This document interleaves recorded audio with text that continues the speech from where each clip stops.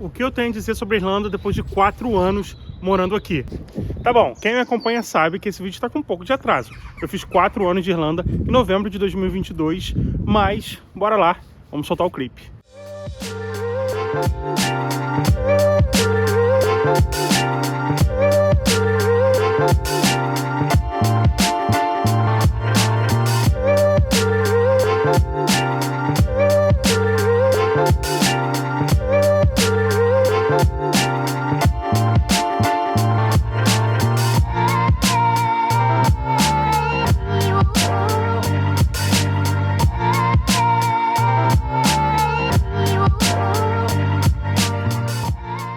A primeira coisa que eu tenho a te dizer é que se alguém que mora no exterior te falar que a vida fora do Brasil parece ser vivida na velocidade 2, acredite. A impressão que eu tenho é que eu cheguei aqui ontem. No dia 27 de novembro de 2018, eu pegava o avião para tentar uma vida nova em um país que eu nunca tinha visitado antes.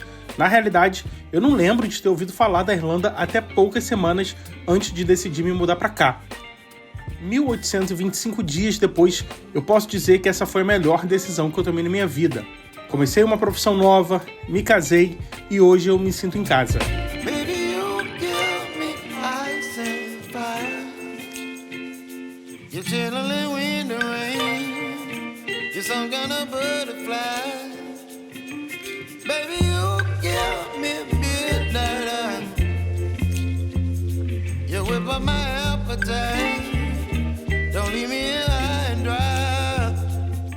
É claro que a Irlanda não é um lugar perfeito. Na minha opinião, existem vários pontos que o país deixa a desejar, não só em relação aos outros países ricos da Europa, mas também em relação ao Brasil, principalmente no que diz respeito à infraestrutura no geral e à qualidade de moradia. Mas ainda, na minha opinião, os pontos positivos que a Irlanda tem ultrapassam muito os pontos negativos. Eu acredito que os grandes atrativos da Irlanda está no fato de ter um dos maiores salários mínimos da Europa, ser um país muito aberto para imigrantes e ter o inglês como língua oficial, que facilita tanto para o país quanto para as pessoas que querem vir morar aqui.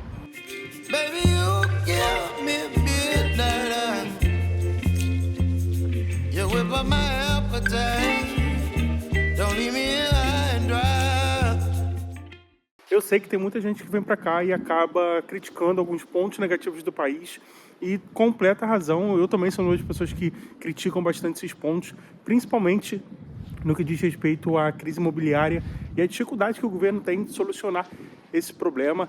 Mas, na minha opinião, a Irlanda ela ainda está naquele processo, pelo menos é o que eu sinto, o país ainda está naquele processo de se entender como república, de se entender como país, porque se a gente for olhar há quanto tempo a Irlanda é um país independente, é menos de 80 anos. A recente riqueza do país contrasta com uma vasta história de pobreza e tragédia, como nos anos de 1845 até 1852, quando 1 milhão de irlandeses morreram de fome.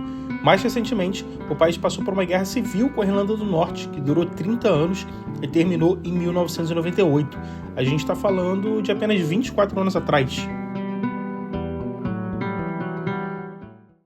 Hoje a Irlanda é um dos países mais seguros do mundo para se morar, um dos mais ricos também, uma das economias mais fortes, e a população tem um grande poder de compra. Eu sinto bastante isso, não só dentro da Irlanda, quando eu vou comprar algum produto que no Brasil, por um exemplo, é extremamente caro, como o eletroeletrônico, mas eu também sinto quando eu vou para outros países aqui da Europa, que o meu poder de compra fora da Irlanda é muito grande. Mas, como eu tinha falado, né, aqui não é um lugar perfeito. Então, eu quero conversar um pouquinho com vocês sobre algumas coisas que não é que eu não gosto, mas eu acho que poderiam ser melhores. Primeira é o clima. Apesar de hoje estar um dia lindo demais, é super comum na maioria do ano os dias cinzas, bem nublados, até chuvosos. Chove bastante aqui. Eu uma vez tinha dado uma pesquisada, acho que em Dublin chove acho que 250 dias por ano ali numa média, então aqui chove bastante. Mas essa questão do clima está fora do nosso controle. Então não tem muita coisa que a gente pode fazer a não ser se adaptar. Eu tinha gravado um trecho falando que um outro problema é o transporte público daqui, que é bastante limitado. Eu não consegui achar isso nos meus arquivos, acho que sem querer eu acabei deletando, mas o que eu falei foi basicamente que o transporte público daqui é muito limitado no que diz respeito não só a opções de transporte em si, mas a rota e horário. Não fique surpreso se num domingo, por um exemplo, você precisar esperar 40 minutos, 1 hora por um ônibus, dependendo de onde você precisar ir. Infelizmente, isso acaba acontecendo com frequência. E só para vocês entenderem também, a gente está falando de Dublin, né, a capital do país. Só existe uma opção de transporte público por aeroporto, que é ônibus. Não tem nem metrô, nada do tipo. Ou você pega ônibus ou você pega um táxi. E já que a gente falou de metrô, aqui tem um metrô que é chamado de DART. É mais um trem do que um metrô, né? Ele não é por debaixo da terra e é extremamente limitado também em termos de rota. Ele só faz a orla, então não tem aquela complexidade igual o metrô de São Paulo. É mais parecido, quem é carioca vai saber, né? Mais parecido com o metrô do Rio. É uma linha reta que ou vai para um lado ou vai para o outro. Então chegar aqui com carteira de motorista, com certeza absoluta, é um grande facilitador.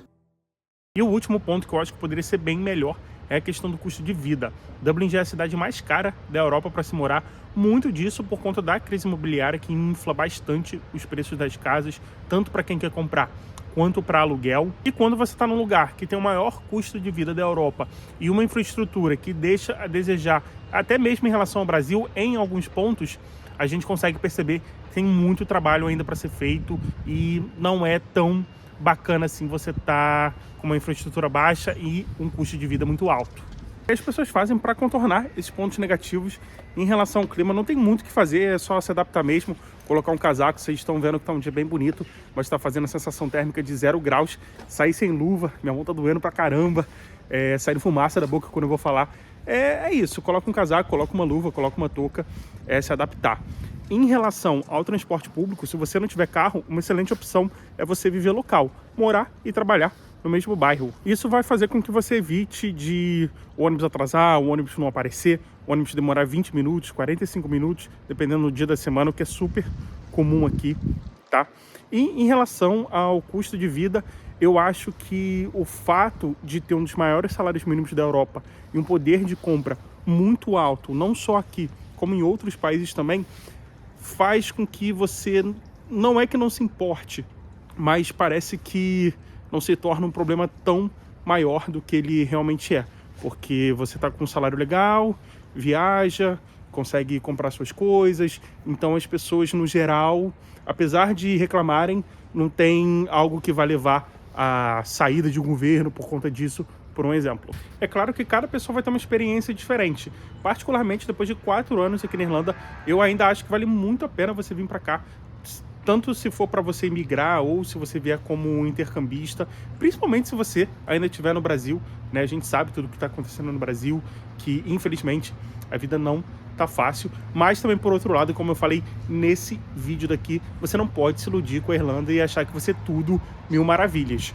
Então, se você ainda não assistiu esse vídeo, eu vou deixar ele aqui na descrição para você dar uma assistida na sequência. Eu espero que esse conteúdo tenha feito sentido para você. Se fez e você ainda não é inscrito aqui no canal, se inscreva para acompanhar os conteúdos semanalmente. Muito obrigado e a gente se vê na próxima.